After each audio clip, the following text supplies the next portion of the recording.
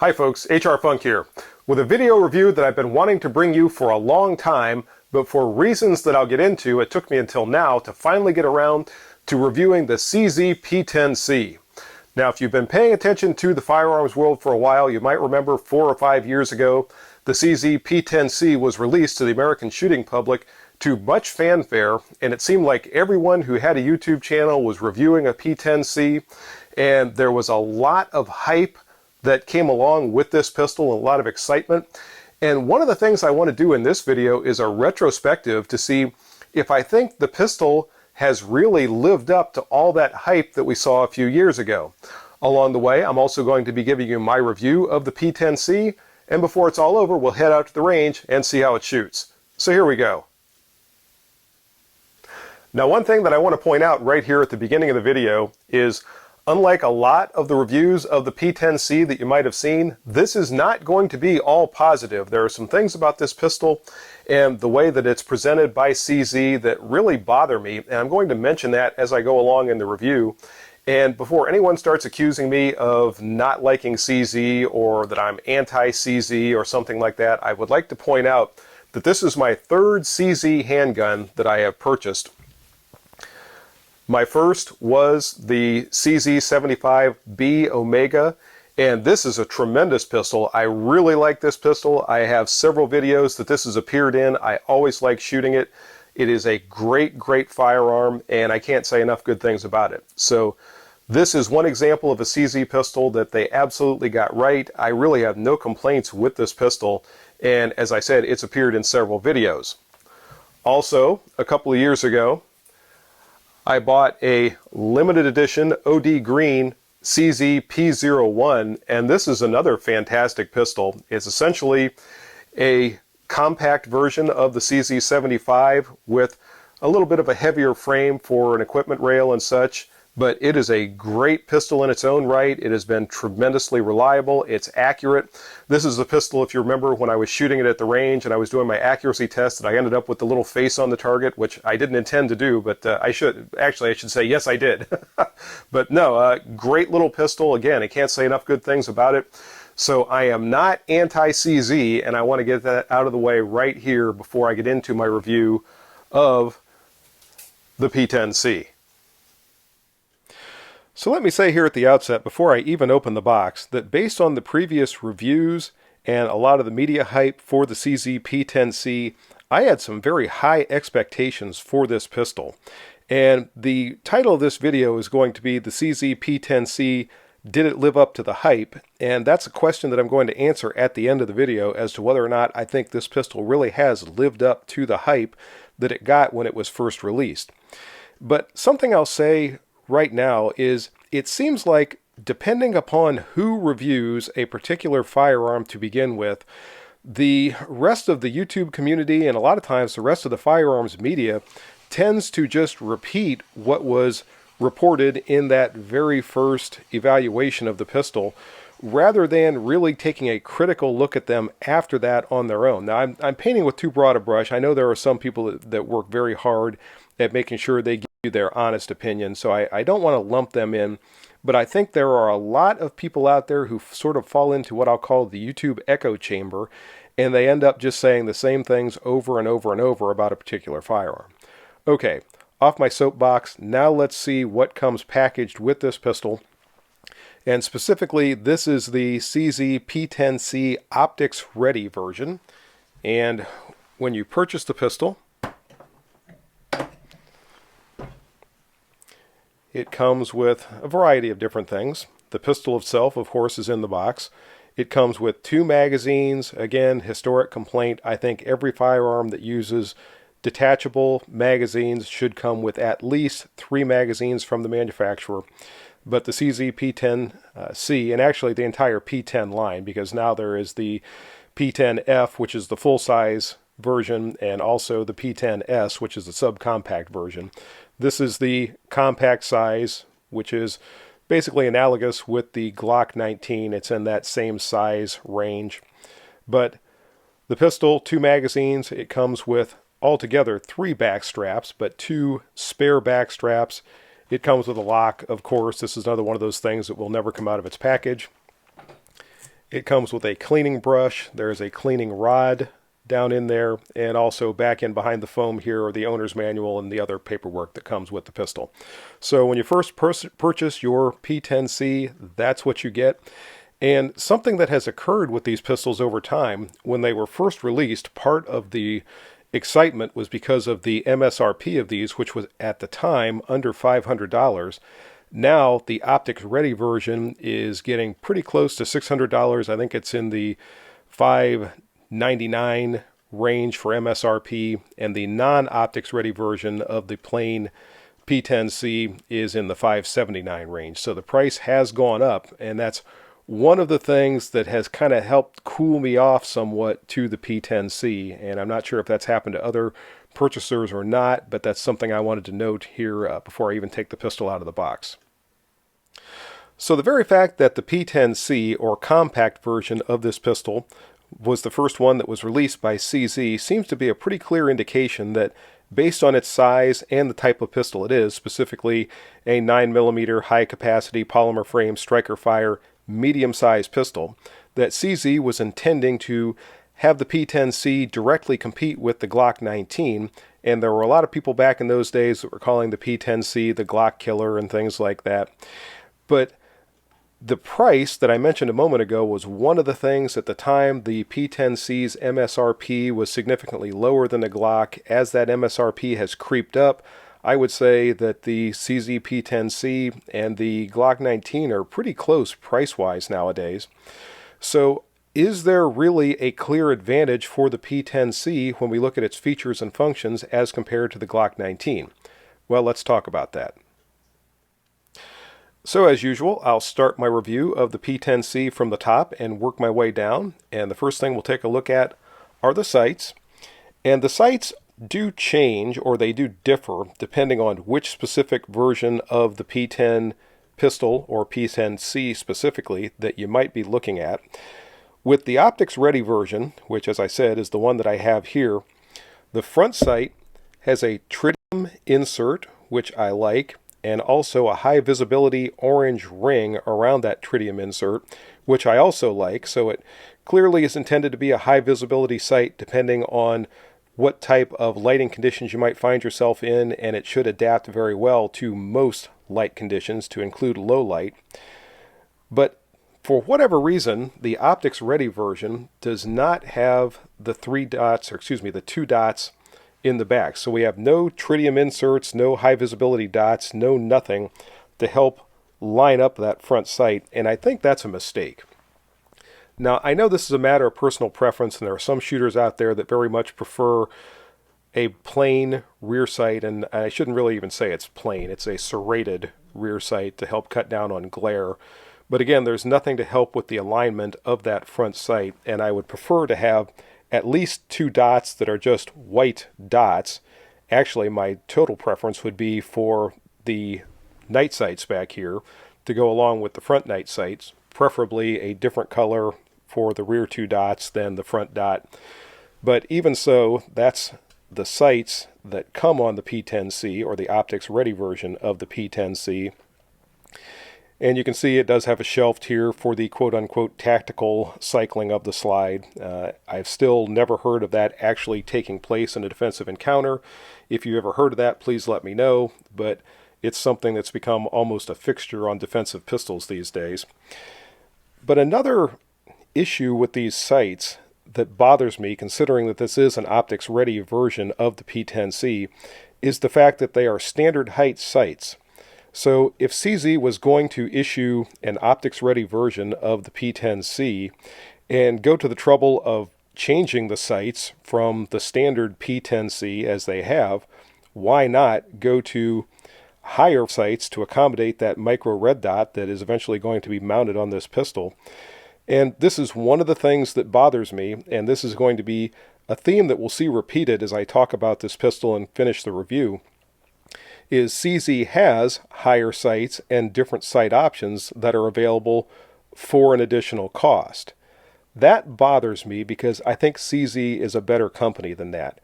Why not go ahead and put higher sights on the pistol to begin with, rather than charge your customers an additional cost and have them go through the time and trouble to swap out the sights that came on the pistol, when this is going to be an optics-ready platform from the factory. It seems like it would be much more accommodating to go ahead and put more appropriate sights on the pistol to begin with. By way of comparison, here is my optics-ready Smith & Wesson M&P, and you can see that it comes from the factory with the higher sights to accommodate the micro red dot. Now, these sights are not high enough for the Leupold Delta Point Pro. I've talked about that in the past, but still, at least from the factory, there was an effort made to accommodate shooters with the proper sights for an optics-ready pistol. Again, I'm not sure why CZ didn't follow suit and do the same thing, but they did not do that with the P10C. So now on to my next source of annoyance with this particular P10C. When I purchased this pistol, I purchased it specifically because it is an optics-ready CZ P10C. My intent is to put a micro red dot optic on this pistol, and I asked the gentleman who sold the pistol to me about mounting platforms, or mounting plates rather, for this pistol. And he told me that all I had to do was contact CZ and let them know what type of a sight that I was going to be installing, and they would send me the proper mounting plate. And I don't really blame the gentleman who told me that. I know he's thinking of a lot of different manufacturers that he sells pistols for, and he was apparently thinking of Walther or HK or one of the other manufacturers out there who make optics-ready pistols.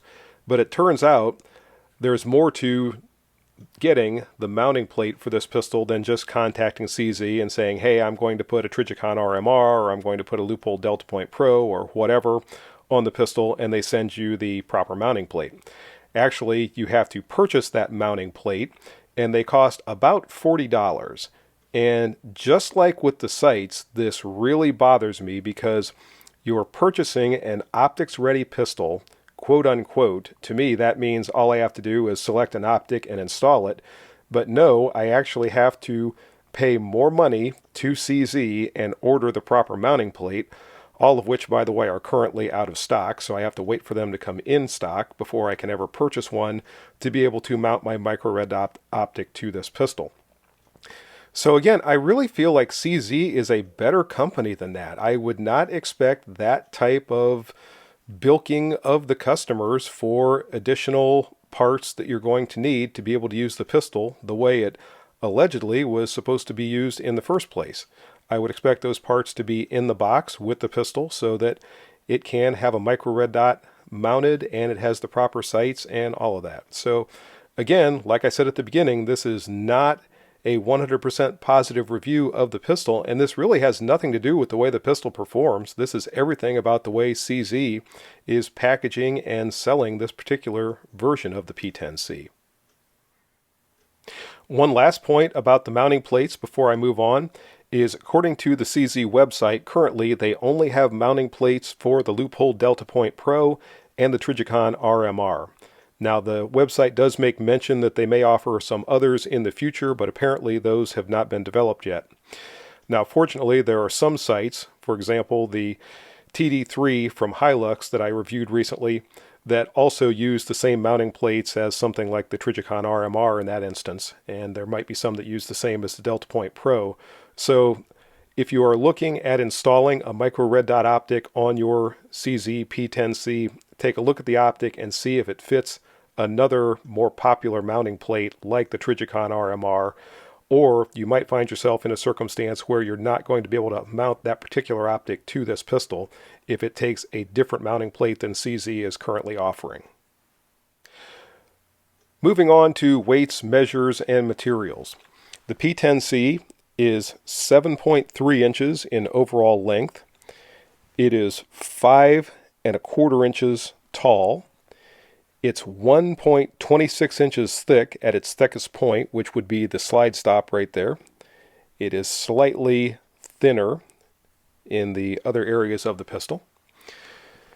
It weighs 26.3 ounces.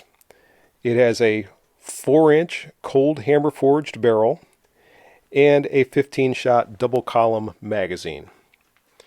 The pistol is constructed of fiber reinforced polymer for the frame, and the carbon steel slide has a black nitride finish. The magazines for the P10C are steel. They appear to be high quality. They have witness holes on the back of the magazine for rounds 2 through 15. And my understanding is these magazines will also fit and function in the CZ P07. I'm not sure that the magazines go the other way from the P07 to the P10C. But that's the reason for the multiple cutouts on these magazines, is because these will fit in the P07.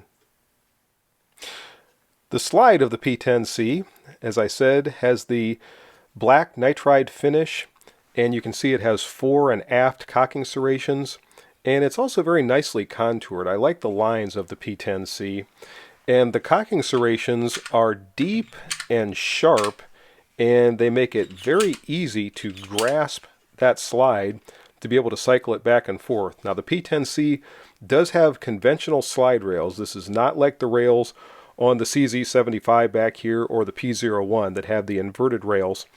These are conventional, so the slide does sit slightly higher on the frame than the CZ75 or the P01. Now for some people, that clears up a concern that they have where there is less room on the slide to be able to grasp the cocking serrations and cycle the slide by hand. I never had that problem with the 75 or the P01, but if you're concerned about that, you do have a little bit more room to grab a hold of the slide here on the P10C. Turning our attention to the extractor of the P10C, the extractor does double duty as a loaded chamber indicator. Now, I've talked about this design for a loaded chamber indicator several times in the past. I'm not a big fan of this. I think it's very difficult to see, and I don't think it's particularly easy to feel. By the way, I have a dummy cartridge in the magazine right now. And when I cycle that into the chamber, you can see the red loaded chamber indicator right there.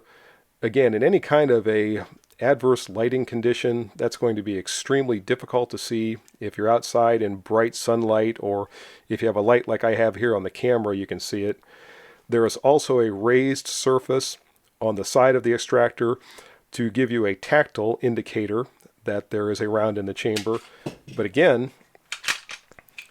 that is so slight that I can still feel that raised surface right there. And if it's nighttime or a stressful situation, or if I'm just checking that, I might think, okay, I can feel that, so there's a round in the chamber, but there's actually not. Let me put that round back into the chamber.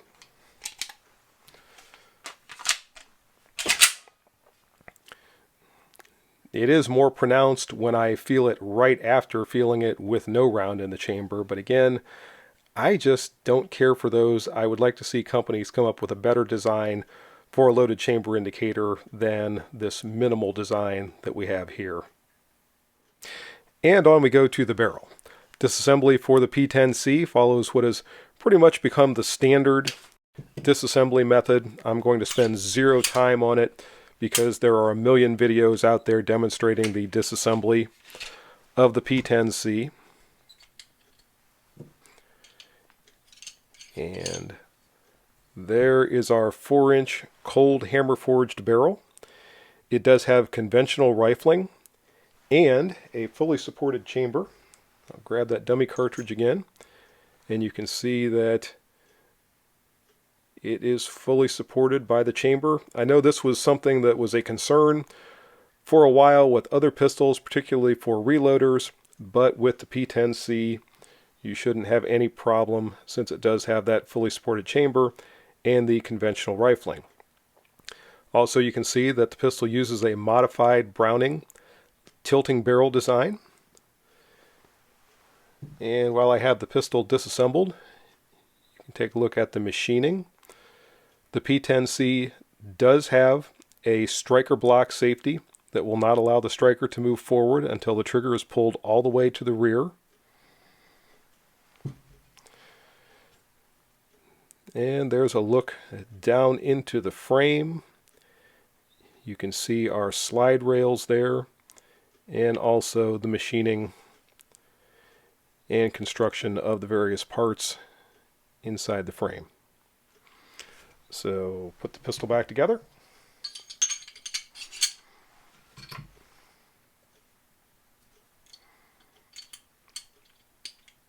One thing I have noticed with reassembly is if the recoil spring guide is not exactly in the center, it will hang up when you attempt to put the slide back on the frame, and you'll have to stop and go back and realign that. But it is extremely simple to disassemble, reassemble, clean, etc. So on we go to the frame of the P10C, and I think there was a lot of time and thought put into the frame and exactly how they were going to execute this part of the pistol. To begin with, there is a equipment rail with a single slot.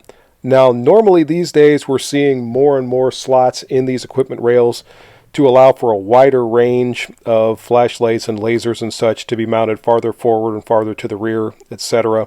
This has a single slot, but it is a non-proprietary rail, so it will take any sort of standard 1913 Picatinny type accessories.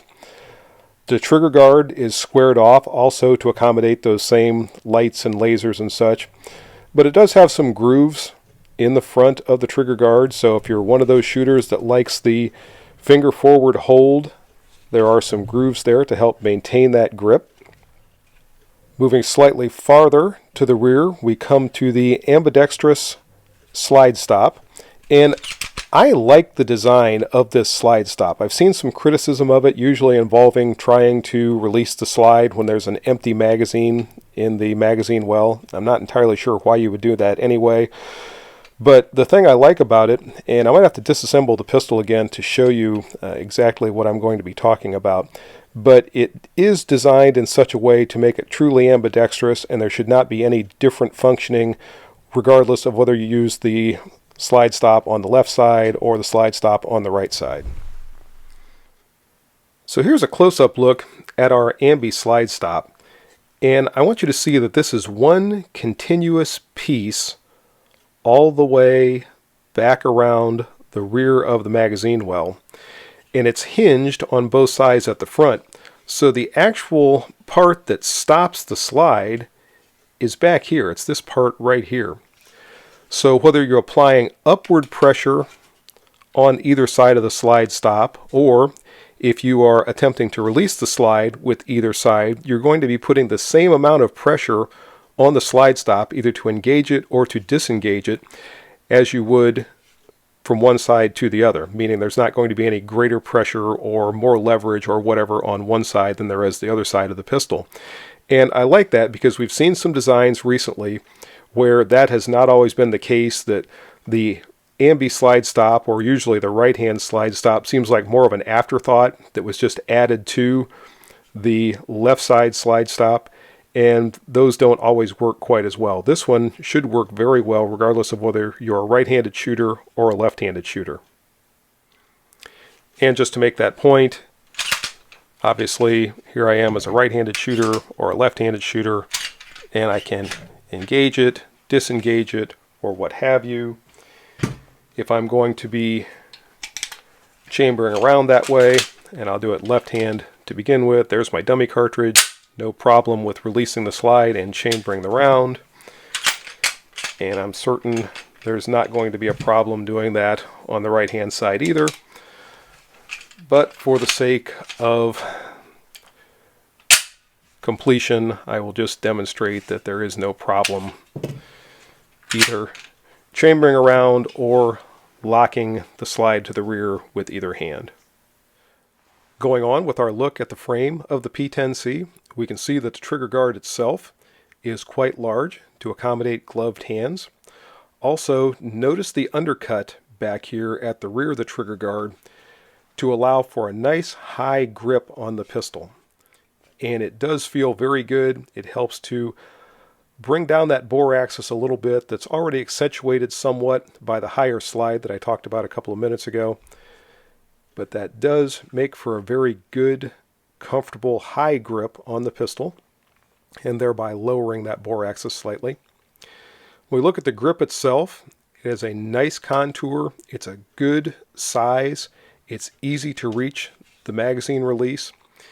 And when we look at the texturing, you'll notice that the different portions of the grip have slightly different textures. Here's the rear of the grip. Actually, this is the interchangeable back strap. And we compare that to the side panels. These are slightly larger square shapes. And when we come to the front, we see a slightly different texturing on the front as well. This is somewhat reminiscent of the FN 509 that I had a couple of years ago. It had different texturing on the different portions of the grip, and it does make for a very secure grip. And I think whether you're wearing gloves or just shooting with your bare hands, that's easy to grasp the P10C. And overall, I do like the grip / frame construction. And another thing that I like is the texturing here at the front of the frame, both for your thumb's forward grip to give you an index point for that non-shooting thumb, and also as an index point for your trigger finger. If you are not shooting at the moment and you index your trigger finger along the side of the frame, you can feel that texture. And there are other manufacturers that have used different features to accomplish this same thing, but I like that texturing that CZ has used on the P10C. Taking a close-up look at the interchangeable back strap, you can see that they are marked. This is the medium back strap. There's also a small and a large. And I do swap these things out when I first get a new pistol to see which one feels the best to me and which one allows me to point the pistol most naturally. And for the P10C, it ended up being the medium back strap. Usually I gravitate toward the large back straps with most other pistols, but the medium back strap for the P10C feels very good to me, and again, it allows me to point the pistol the most naturally. So I do have that medium back strap installed. It is very simple to do. All you have to do is drive out this pin at the bottom of the grip. The back strap will then slide out of the rear of the grip frame, and you can replace it with whichever one you want, reinstall the pin, and the back strap is changed. Very simple operation. Taking a look at the magazine well, we can see that it is slightly beveled. There's not a lot of beveling there, but with the double column magazine going down to a single round feed, that pretty much helps guide it into the magazine well. There's also this little bit of a shelf that's part of the back strap to help also guide that magazine in during a reload. There is a slight cutout on either side of the grip at the bottom in order to be able to grasp that magazine floor plate and yank it out of there if the magazine would be stuck in the magazine well. So there is an accommodation for that as well. The magazine catch is something that was modified after the original P10C was released. The original P10C had an ambidextrous magazine catch that allowed the shooter to push either side of the release in order to remove the magazine. And there were some issues with that. Apparently it was very stiff until it broke in, and there were some shooters that complained about that. And that was something I noticed very early on when I was looking at the P10Cs. And again, I intended to purchase one of these years ago.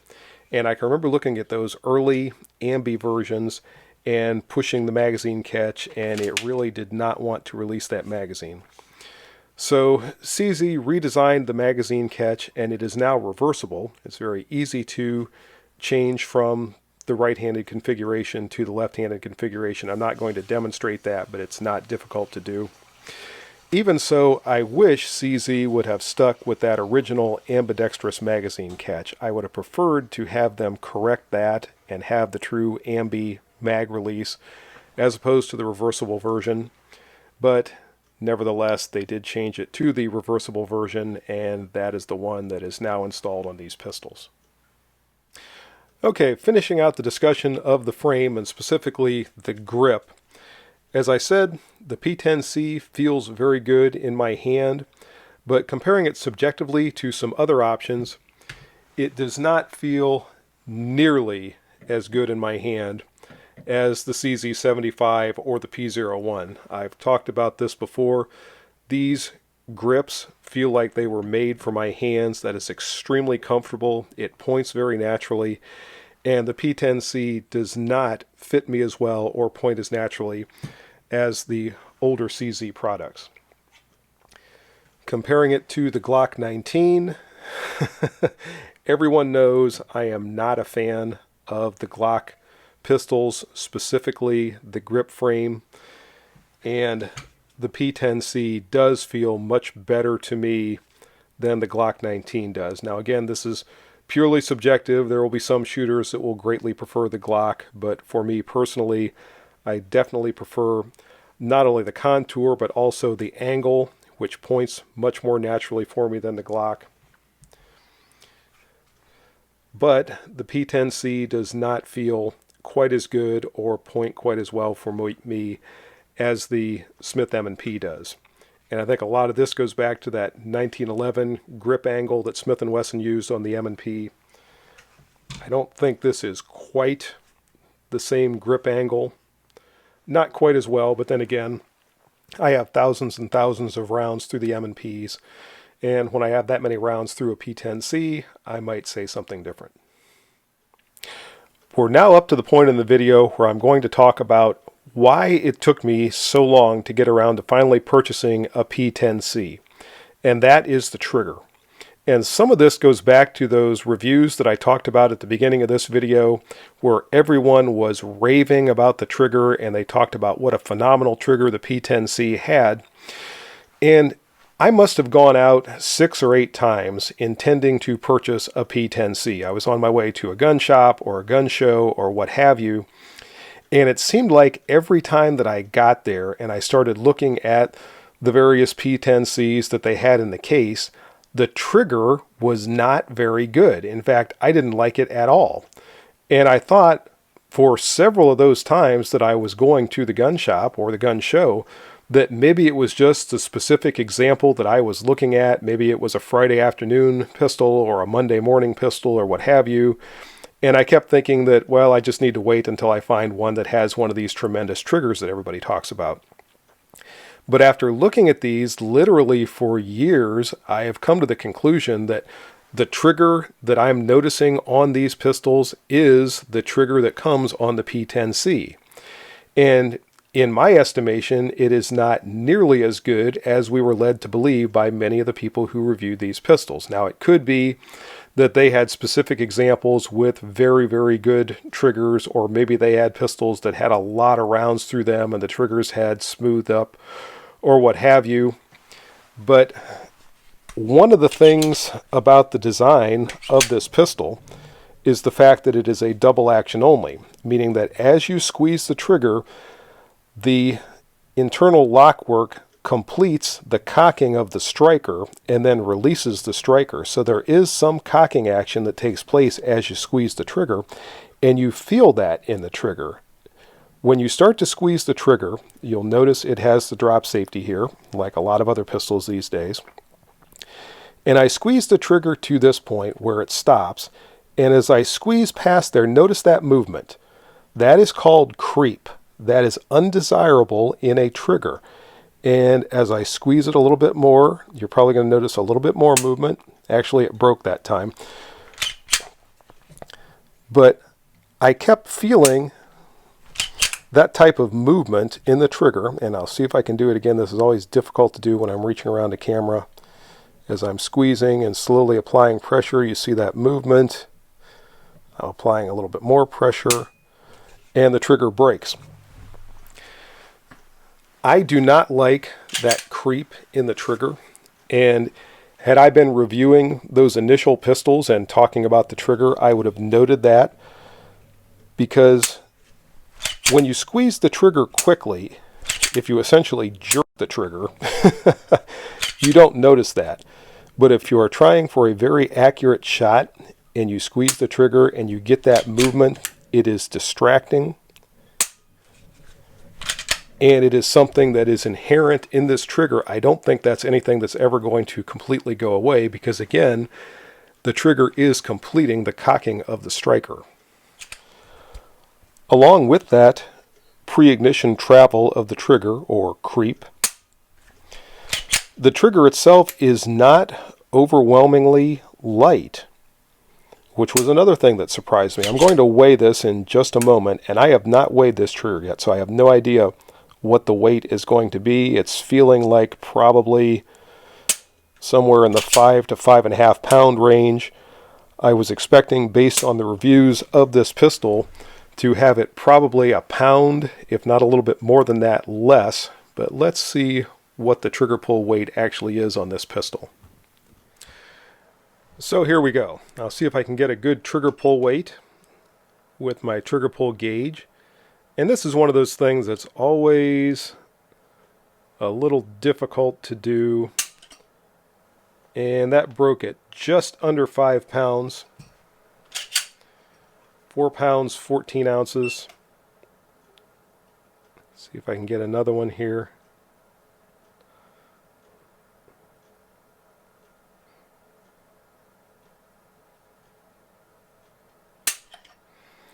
Just over 5 pounds, 5 pounds, 1.8 ounces. I'll try one more. Again, I was expecting this to probably be about a pound lighter than this. I was expecting this trigger to break in the 4 pound range, if not even just a little bit less than that.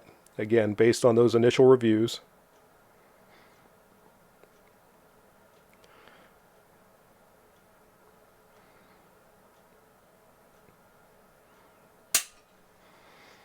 And I think that time I might have had the scale a little bit higher on the trigger, so it was not getting as much leverage. I don't think that's an accurate reading. But again, the trigger is breaking right around 5 pounds, which is considerably heavier than I thought it was going to be. Now, the other thing that everybody raved about with the P10C trigger was the reset.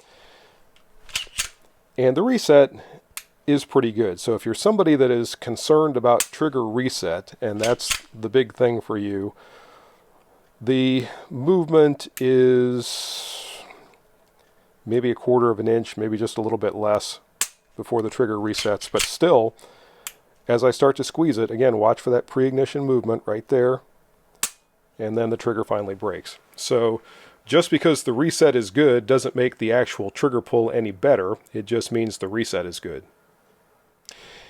Okay, one last thing about the trigger on this specific P10C.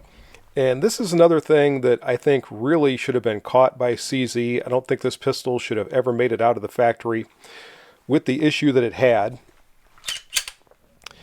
And the issue involved the drop safety right here, which, as you know, as you squeeze the trigger, the safety is removed to allow the trigger to move back and the pistol to fire. And if the pistol were dropped and the inertia caused the trigger to start to move back, and right now I'm not touching the drop safety, I am just putting my thumb and forefinger on either side of the trigger and pushing back, and you can see the drop safety stops the trigger and prevents it from moving. When I originally purchased this pistol, the drop safety was actually dragging on the frame when I started to squeeze the trigger. As I would squeeze it, it would come to about here, and I would feel it pop past the frame. And then I got to the point where the trigger met resistance. Then I had that creep that I talked about a little while ago. And that was very obnoxious, is the only word I can think of. Now, I have since modified this slightly so that it's no longer coming in contact with the frame. But that did take me a little bit of time and a little bit of work. Now, obviously, it still functions the way it's supposed to. But again, I think that should have been caught by someone at CZ before this pistol ever left their factory. It's certainly fixable. I thought about sending it back to CZ and having them fix it, but I decided when I was able to determine what it was that was causing the problem that I could probably take care of it myself, and I did. But again, I just think that's another issue with the pistol itself and with the trigger specifically that should have been dealt with by CZ before this ever left their possession. All right, folks, the last thing I'll talk about before I wrap up the shop review of the P10C has to do with something else we were told when this pistol was first released, and that was that it would fit Glock 19 holsters. Well, I have two Glock 19 holsters, and this is one of them. This is a Safariland. I'm sure it's got a model number on here someplace. You can see down there at the bottom it shows that it fits Glock pistols, and I just lost my light. And when I grab the Glock 19, or when I try to grab the Glock 19, you can see that it fits no problem in this holster. The P10C, on the other hand, will not fit in this holster. And this is one of two Glock 19 holsters I have, and the P10C does not fit either one of them.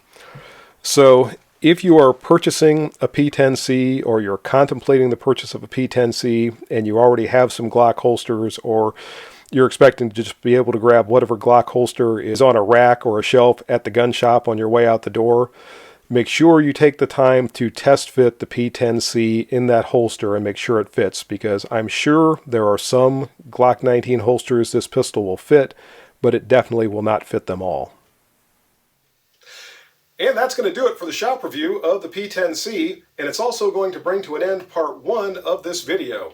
Now, my original intention was to make this all one video, including the shop review and the trip to the range, but because of the amount of time that's already elapsed in this portion of the video, I've decided to divide it into a part one and a part two. Part two of this video should be up on Wednesday, January the 19th of 2022. If you're seeing this video after that date, check the comment section of this video and I'll post a link so you can go directly to part two. And in part two, we will head out to the range with the P10C. I'll do some shooting with it. And at the end of that portion, I'll announce whether or not I think the P10C lived up to that hype from when it was first released. So until then, folks, good shooting. Bye-bye.